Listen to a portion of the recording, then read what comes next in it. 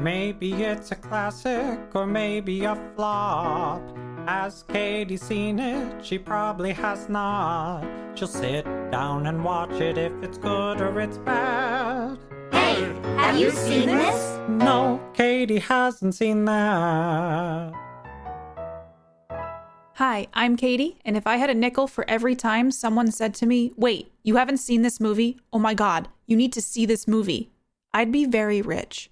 So this is my podcast where I finally watch those movies you all have told me I need to see, and I tell you what I think. Well, we meet again. I hope you brought some Cheetos to put in my popcorn, because that's how I like my popcorn now. We make popcorn, you get some Cheetos, you put the Cheetos in the popcorn, and you eat it with chopsticks while you watch a movie. There's actually a movie theater near me that makes Cheeto popcorn where the popcorn is coated in Cheeto dust, and it's warm, and they put Cheeto chunks in it. Oh my gosh.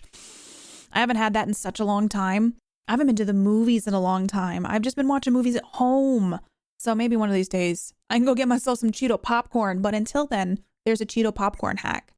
Welcome to another episode of Katie Hasn't Seen That. And before we get going, sometimes you feel like a spoiler. Sometimes you don't.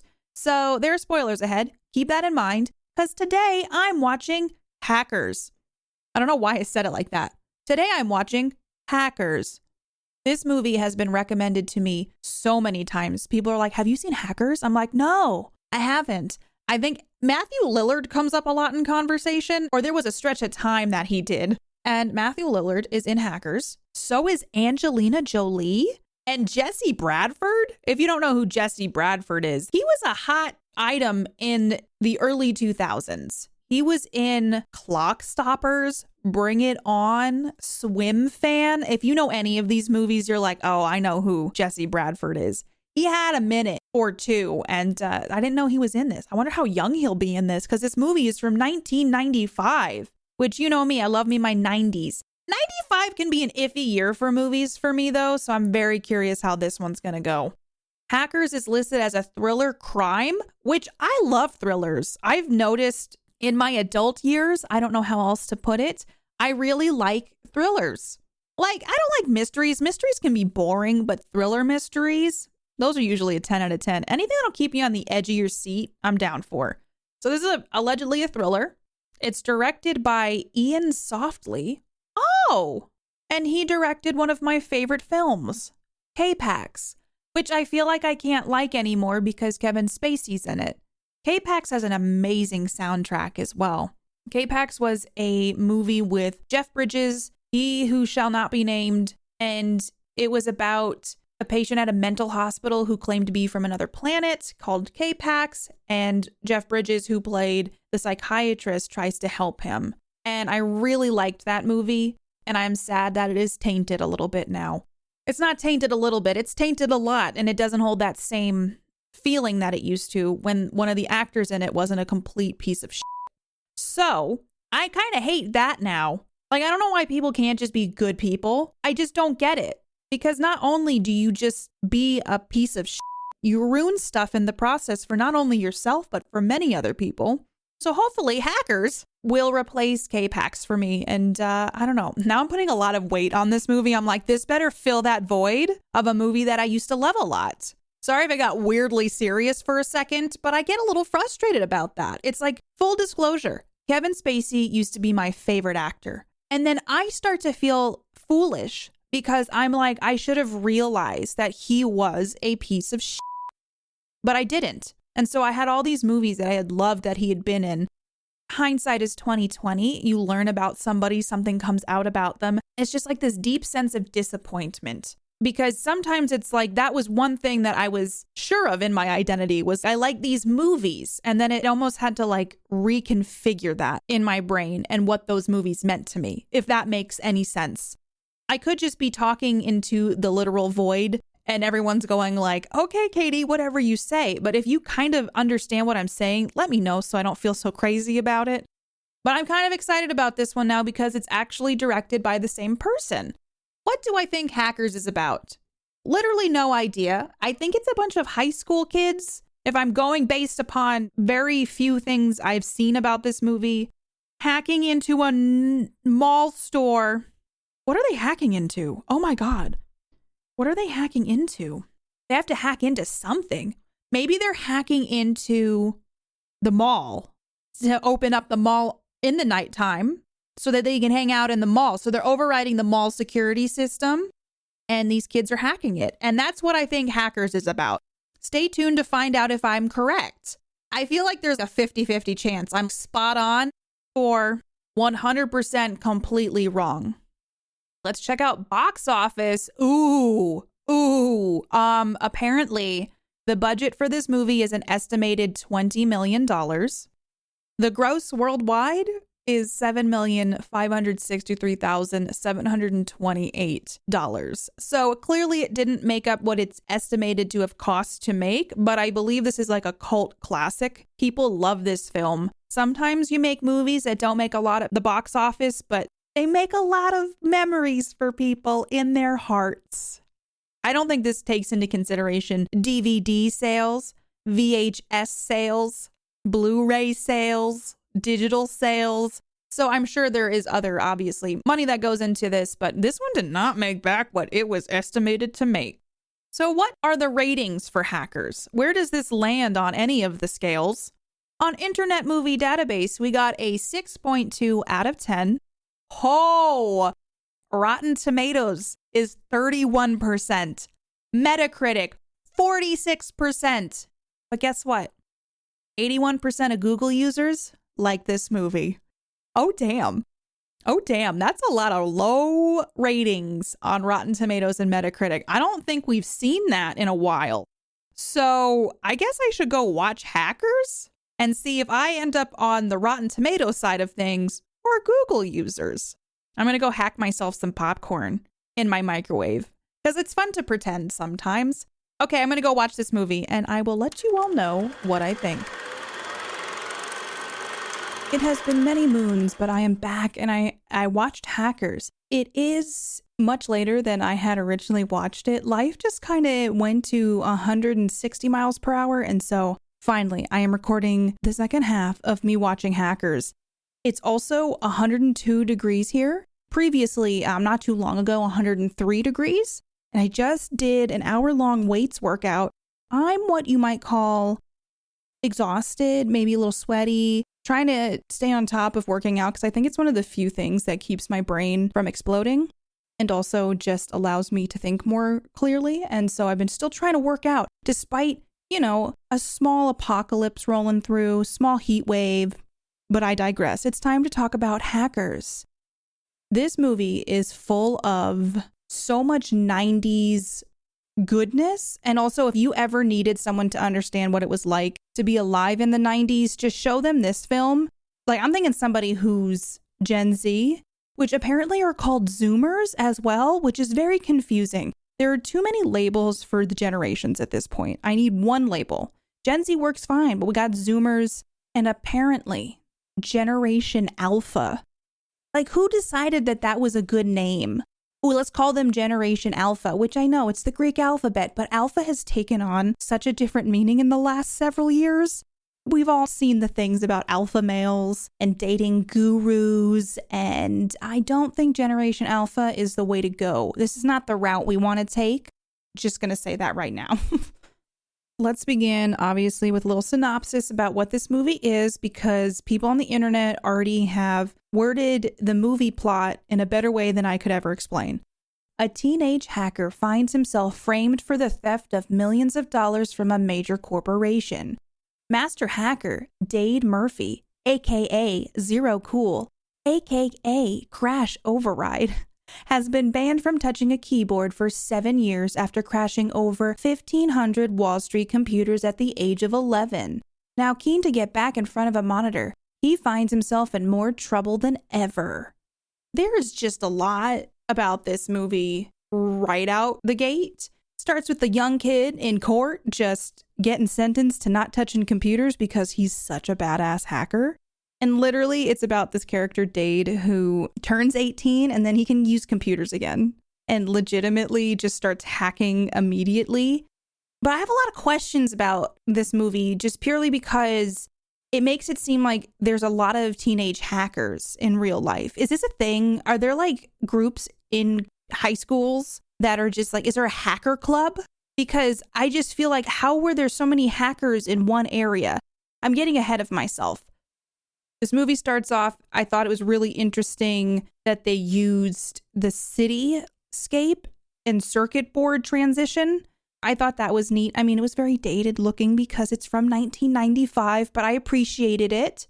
I also just feel like it's something of note that Dade literally waited till his 18th birthday to just wreak havoc once again, messing with the feeds for television shows so he could just watch what he wants. But then that's how he meets another hacker. And this computer system is so dated that it's almost so good. Growing up with those computers that you see in this movie, those were cutting edge. And now I look back at it and I'm like, how on earth was this considered cutting edge? How did Nintendo 64 games blow everybody's mind? And nowadays we have things like Cyberpunk 2077 and just like the graphics quality of everything is so real life. But back in the day, those computers were just cutting edge. You look at the server rooms in this movie, they are ginormous. How did we get anything done? Though, when I saw this, sometimes it made me want that. Just the slowness of the internet at the time, the fact that it was touch tone phones, like the phones you have to pick up and like press the buttons or use the dial to ring in and call somebody. And then if nobody was there, you left an answering machine message. Nowadays, we have our phones and they're literally just computers in our pockets. We're connected at all times. We have no breaks. We have text messaging. So it's essentially sending tiny emails all the time. Then we have regular email. And then we have apps like Discord or WhatsApp and other things to also use to text and call. There's Twitter, there's Instagram, there's TikTok. There's just so much at our fingertips at all times. When you compare this movie to literally today, which is a mere 27 years, which is, yes, some people are like, oh, that's a long time. Listen, life is done in a blink of an eye. And as I get older, I realize that more and more and how horrifying that is.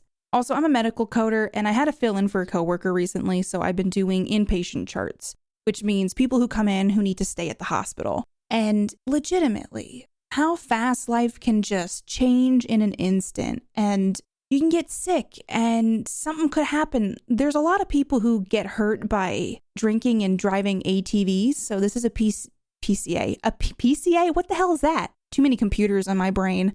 PSA, don't drink and drive vehicles because you could break like all the bones in your body and then you're in rehab for like, well, it could be alcohol rehab, but also rehab for physical therapy for a very long time. That's just a side tangent. But what I'm saying is that you realize how short life is when you do what I do because you see how illness can affect quality of life and people's lives and the ages that these things come on, the onset of stuff.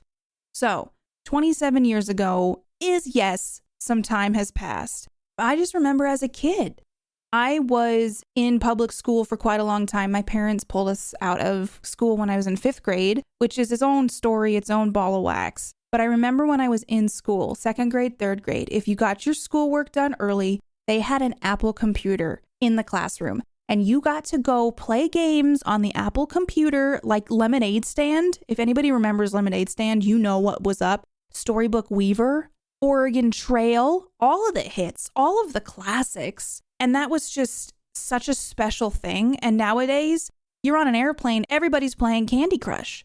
Though I do wonder if Candy Crush has been ousted by something. There's a lot of these weird sexy ads for someone's garden coming up on my phone. I think it's another Candy Crush type game, but they kind of make it seem like this lady's going on sexual conquest adventures. It's very confusing nowadays. And am I becoming the old senile person who doesn't know what's going on most of the time? Or rather, am I just so selective about the content that I consume, which I have gotten that way. I don't just put whatever on anymore. Like, even doing this for Katie hasn't seen that. I have to be intentional about what I watch. But I used to be that person who's like, I started this movie, I need to finish it. I started this show, I need to finish it. And I've gotten so selective about the games I play, video games that is, the movies I watch, the TV shows I watch, that it's literally been a little bit life-changing. I used to play a lot of open world video games on Twitch just because they were popular or I liked the concept of them. But I was finding I was getting so overwhelmed with it that I realized, oh, these games stress me out and give me major anxiety. There's too much to do. There's too many side quests. You stream 3 days a week. You don't have time to beat a 40-hour game. And then off stream, I barely game. So I think I'm coming to terms with the fact that I can't do everything. There's too much at my fingertips at all times. And I want to go back to 1995 and have a dial-up computer.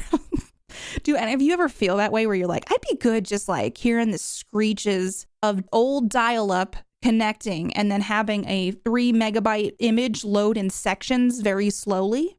It's really astonishing to see how far we've come in 27 years. It makes me excited to see where we will be in another 27 years.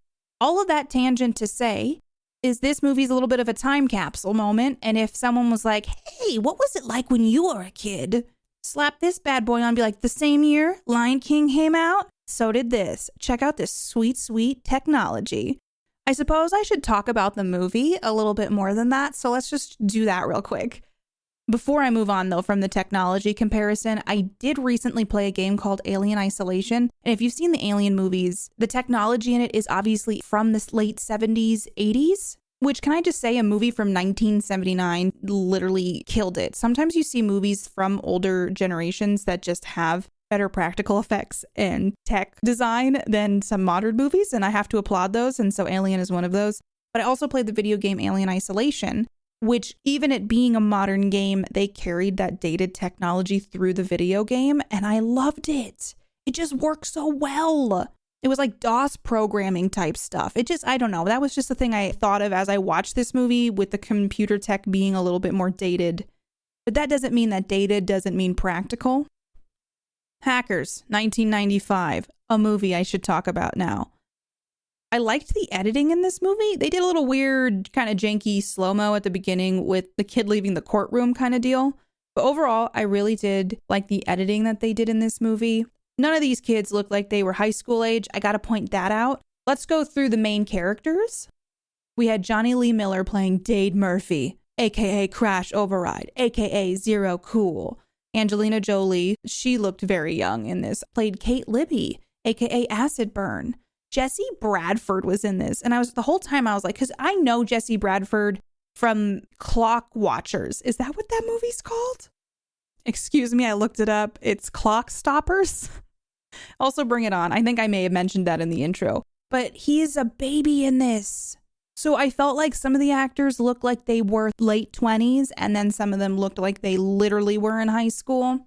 Can't forget that Matthew Lillard is in this as well.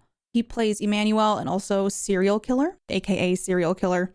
A lot of people in this. And I have to say, one big surprise that came up was Mark Anthony, the singer, as a cop. That was just something you just kind of get whiplash from, because I was like, is that Mark Anthony? Immediately on my phone, confirmed it was Mark Anthony, and was like, didn't see that coming at all. These kids are in a city. Dade moves to New York City and then goes to a new high school. So he meets this group of kids who happen to he like almost falls into a group of hackers. Don't know how that worked out, but it worked out. You know, he didn't, maybe they all have a spidey sense where they're like, oh, that person knows how to do some run command protocols. I think they might be a hacker as well. So they all just kind of find each other after Dade joins his high school. But they're out like living it up in this city. And I was like, is this what high schoolers do? I had kind of an unusual upbringing. Like I mentioned earlier, I was homeschooled, very much not around a lot of other people. It was a whole thing. So for me, seeing this made me wish I lived in a city growing up to experience some of these things. Like the arcade bar type thing, or going out, doing things, just having those like kind of vibrant experiences, which made me very curious what it would be like to say grow up as a high schooler in New York City. I know it all comes with pros and cons, but it got my brain moving, and I'm like, wait, what would it be like to be 16, 17 years old growing up in New York City, finding things to do, staying not bored or trying to find distractions? It just feels like it would be a totally different world than the fields of green that I grew up in. And I'm sure people wish for that as well. It just made me want to know what it was like to grow up in a city. The kids are also smoking a lot, which, I mean, smoking in the 90s was kind of a big thing. I have to say, no shade to you if you smoke, but how do people smoke in the year 2022? Like, it's just so bad for you. And every time I see people smoking, one of my pet peeves is getting stuck behind someone smoking on a sidewalk, because I choose to not smoke and I just don't want to be around it. And so if someone is in front of me and they're smoking, I try so hard to get around them. And it's not to be offensive. It's just like, I don't want to breathe it in. So these kids are smoking so much, and it was very in vogue in the 90s to smoke. And this movie had these youngins just like chimney smoking, it felt like. Not sure at this age, though, if this was normal for people to like smoke this much. If that was like a thing that happened, people would legitimately have access to that. But I don't know the rules and regulations about smoking. So that was just something I noticed because there was a lot of cigarette smoking. So from my intro, I thought they were going to do something silly, with their hacking ability. And I literally wrote in my notes, they out here hacking banks, and I thought they were going to hack a mall, LOL. I thought that this was going to be like child's play, but legitimately, these kids are doing like high crime hacking, which I did not expect. I was like, okay, they're just going to like try to go to Wet Seal and steal some coats. No, they're trying to steal. They're just trying. It's the thrill of the hack, and the thrill of the hack includes hacking some banks, I guess. Fisher Stevens is in this, who, if you grew up also in the 90s, he was from Short Circuit. I don't know if any of you remembered that. I think nowadays it's very clear that his role was problematic in Short Circuit, or rather legitimately problematic because of the character he played in that movie. When I was a kid, it was one of those things that it came out in 1986. So I think everybody watched it's about robots, but I knew him from that. He's legitimately been in a ton of other things as well, though. But when I saw him in this, he played the main bad guy hacker dude, which is clearly an official term. And he plays the Plague. So he's got this whole scheme. He's got his girlfriend person who is kind of in on it. And they're setting up like a back door for money to be siphoned into an account so that he can kind of get away with it and steal a bunch of money from this bank. But he's also working for the bank as the hacker supreme who can help prevent hacking from happening. So it's an inside job. These kids hack a bank, find some information that they shouldn't about this backdoor scenario with bad money transfers going down or about to go down. Also, there's something with the ships that's going to happen that could potentially be devastating. There's also like a distraction technique. So this whole thing, the kids accidentally stumble upon his secret plan, figure it out, and then they're kind of like hunted down by the Plague. And he's got all these cronies because the bank's backing the Plague essentially to figure this out because they don't know that he has set up this sinister plot to get a bunch of money from them. Penn Jillette was in this as well, which was like wild to me just because it's Penn Jillette. And I was like, hey, he's in this. And if you don't know who Penn Jillette is, Penn and Teller, the magicians. So it's Penn from them. I did wonder, because Coke products came up in this movie a lot, if this was some of the old school product placement, which I feel like is so obvious nowadays. We were watching The Boys the other day, and they're just cracking open some LaCroix, a little bit of White Claw. Which I was like, wow, all the sparkling water is getting in on this.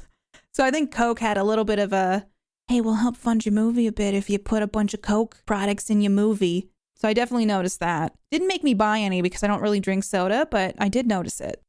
Joey, who is played by Jesse Bradford, I can't remember his hacker name, he gets arrested. It's just like, I didn't think the stakes were going to be that high right out the gate. Because Joey's the one who kind of found this trash folder that had the secret information in it from the Plague, put it on a floppy disk. I almost said a thumb drive, but literally on a floppy disk. If you remember what a floppy disk is, damn. I mean, we are kindred spirits. Remember the games that would be installed with like 9 floppy disks? And so you'd put one in and then it's like insert floppy disk 3 of 9. So you like put them in and out until the game was fully installed, aka Jeopardy. I just remember Jeopardy, the game specifically, being one of them that sticks out to me. It was also at this point I did not know where the movie was going. There's a UPS delivery in here that is just as awkward as it can be in real life. The movie just kind of had a lot of stuff going on, but I was like, I don't know what the point is. I don't know what they're trying to accomplish here. I feel like Dade is in this as the main character, but it's just these kids live to hack. Maybe it's just something that they can identify with and they enjoy. But I'm out here just trying to figure out where the movie's headed at this point. I mean, Joey's in prison. It's kind of a very confusing plot, but also very straightforward, if that makes sense. I couldn't logic a lot of their choices. There's this whole hacking underground, and I feel like because it wasn't established, like, wait, how did you just happen to find all these hacking friends, that I got a bit confused. I'll be honest. I was just a little bit maybe out of touch with their dynamic of rooting for the hacker kids. Especially when you see Dade's mom like, hey, are you staying out of trouble? I really just want you to go to school. And Dade's just like, Mom, I gotta hack. So it's a little bit, I felt bad for the mom a little, okay? Dade and the group essentially find out Joey had the secret information that the plague wants. He agrees to give the plague back this information, and just the pickup. Oh my gosh, when the plague comes to pick up the disc from Dade, it was the funniest thing I've ever seen. He's like riding down a street on a longboard or some sort of situation, grabs it out of his hand, just skates off into the evening. Too like over the top, but honestly, I respect it. I wish I had that much swag doing anything ever. Dade did give him back something, but did keep the information and want to exonerate Joey, but also give the plague what he deserves. And this is where the whole hack the planet, hackers of the world unite kind of come together. And I didn't know that that was the origin of that saying, is hack the planet. And they literally get a group of hackers across the world to work together to get the information to release about this plague character and kind of expose him to the world. There was a point in this movie where they hacked the traffic lights. And I just want to say, I'm sure a lot of people died that day. Just because you think about it, we rely so much on traffic lights to dictate everything about road safety. And if those are going out across New York City, there's got to be some casualties in there. And at the end of this movie, they just kind of jump all over the place. So overall, what did I think of Hackers? I thought the plot was a bit out there. I found it hard to connect with the characters. I really wanted to enjoy this movie more than I did. I think it was just a little bit too long. How long was this one? I can't remember how long this one was. This one was 1 hour and 45. This one could have been shorter, I felt like. I just didn't care about the characters. I really liked this movie at the beginning. And then as it went on, it just slowly felt like the wheels fell off a bit for me. And while I didn't hate it, I just didn't really feel like it was that memorable. I can see how it's like a cult classic. It reminded me kind of like an R-rated Disney Channel original movie. If y'all remember Brink with Eric Von Denton, the skating one, the roller skating one, it just reminded me of a Disney Channel original movie on steroids. It kind of had that where there's a plot and they really tried and they really did stuff here and they showed some cool technology. And I think if I watched this as a 17, 18, 19-year-old, I probably would have been all about it. Just because it's a cool concept to be that age and doing these things. But at my age, I can see some flaws in their plans, a little bit more recklessness. And I respect the fact that they were trying to take down a bad man. Totally get that. I'm on board with that. The movie just didn't hit for me in the ways that I was hoping to, because so many of you told me to watch Hackers. And I've watched it. I know how to hack the planet now. I know that there's this secret underground world of hackers and apparently a bunch at high school. So that's my main takeaway from this movie. And I will say, because life went to 160 miles per hour, I did watch this movie and I didn't hate the experience. I just know like it wasn't as memorable as I thought it would be. I do remember a lot of the movie, but the characters kind of faded pretty quickly after I watched it. And I think that sometimes is very telling to me, because I'm like, okay, certain characters will stick in your brain forever. And I don't know that any of them stuck out to me because Dade as the main character, like I knew he was there, but he wasn't the strongest part of this movie. I didn't feel like. I thought the supporting roles really carried it, and I liked the fashion in it. I liked the stylized 90s-ness of it. You know, I'm not mad I watched Hackers. I'm just kind of indifferent about it, you know? I think if I were to give Hackers a rating, it would be 5 out of 10 colorful floppy disk viruses everywhere. It's like a hacking for the everyman kind of movie, you know? Want to have the friends over for a little hacking fun? Pop this movie on. It does. It just feels like a movie. It's meant to be a fun ride. Go to the movie theater. It's a popcorn movie. And there happens to be hacking, which I do love. I've played hackers in tabletop shows, and I won't lie. The idea of being a hacker sounds so fun. I think we've all romanticized it as a society, and probably Hackers has something to do with that. Because you can be a badass high schooler hacking banks and taking down bad men. So overall, the movie's fun. I probably won't watch it again, but I'm glad that I did get to see it at one point, and I'm glad I know how to hack the planet. So let's dive into some trivia. This is kind of a sad one, but also interesting to me, is that Johnny Lee Miller, who played Dade, and Angelina Jolie, who played Kate, were married shortly after the making of this film, and then they did divorce 4 years later. But I was like, oh, that's just interesting to know, having seen this.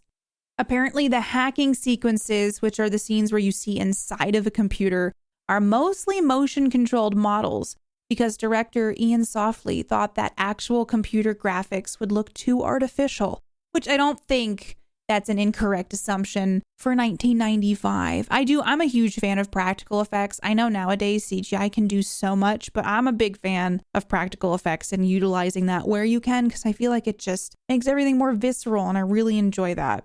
Apparently, Johnny Lee Miller also attended a hacking convention to help him get into character. And I'm now learning that there's a lot of hacking underground stuff that I know nothing about, but it's super interesting, and I kind of want to do a deep dive into it now. And last but not least, this one was interesting to me. Penn Jillette's character is named Hal in the credits, and some speculate that it's most likely a reference to the HAL 9000 computer system from the movie 2001: A Space Odyssey. All right, I want to know, did you like Hackers? I know a lot of you do, and I don't know if nostalgia plays into that, or you saw this movie later in life and you've just absolutely love it. I'm usually a big fan of 90s movies, so I always can find some things to appreciate about them, but I'm curious, if you watched Hackers or if you've seen Hackers, what do you think about it? Oh, hey, I'm back with some comments about the last episode where I watched Magic Mike. And it appeared that it was a little more of a deep cut than I thought, or people were not as excited about it as I thought people would be. So I'm going to read a few comments that some of you shared about the episode. I hope you enjoyed this episode of Hackers. We're getting into the tail end of season 2. I believe we only have 2 more episodes left. So if you're a Hackers fan, if you're hacking the planet, let me know what you thought about this episode. And without further ado, let's get to the comments. From Twitter, up first, we have Invisible Jazz, who said, "Not all heroes wear capes. Some wear a lot less." Which, if you listen to the episode, I thought for sure that these Magic Mikes were fighting crime, and I was very wrong. Also from Twitter, Faster Than Light shares, "Who wouldn't want to watch scantily clad crime fighters grinding away for truth, justice, and the American way?" Also, perfect timing because the finale to the trilogy releases early next year, Magic Mike's Last Dance. I'm hoping it's a Logan-like tale, but sexy. I guess we'll see. I'll have to watch the second one and the third one. That's apparently coming out this year. The trilogy of the Magic Mike cinematic universe, the MMCU, is coming together now. And last but not least, I have this wonderful comment from Discord from a wonderful person named Chemical who said, "I finally caught up on Katie Hasn't Seen That. I love it so much, and we seem to share some unpopular opinions. Studio Ghibli food/moral ambivalence and the Coen brothers' adulation, The Big Lebowski aside, to name just 2. As someone who thinks Event Horizon is one of the most underrated sci-fi/horror movies ever made and wished I could experience The Expanse for the first time again, it's safe to say we share some common tastes. You made the scales fall from my eyes with your Blade Runner review and did not let me down when you mentioned the notepad doodle scene in The Big Lebowski. actually shout laughed and woke my wife up. Thanks for a brilliant podcast. I'm looking forward to starting Quantum Drive this weekend. Thank you so much, Chemical. This comment made my day, made my week, made my year.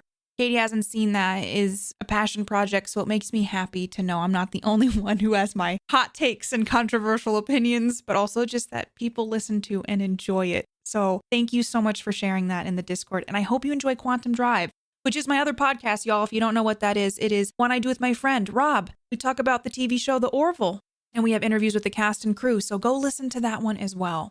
2 more episodes left, y'all. And until the next episode, tell me what you think of Hackers. And if you totally disagree with my review. Okay, I will talk to y'all soon. Bye.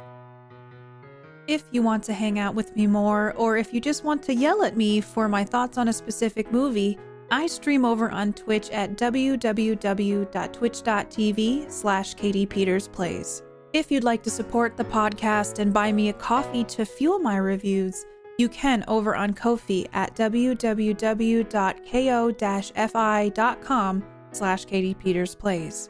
You can join my Discord to discuss the movies I review with other Katie Hasn't Seen That fans by visiting discordapp.com/invite/KatiePetersPlays.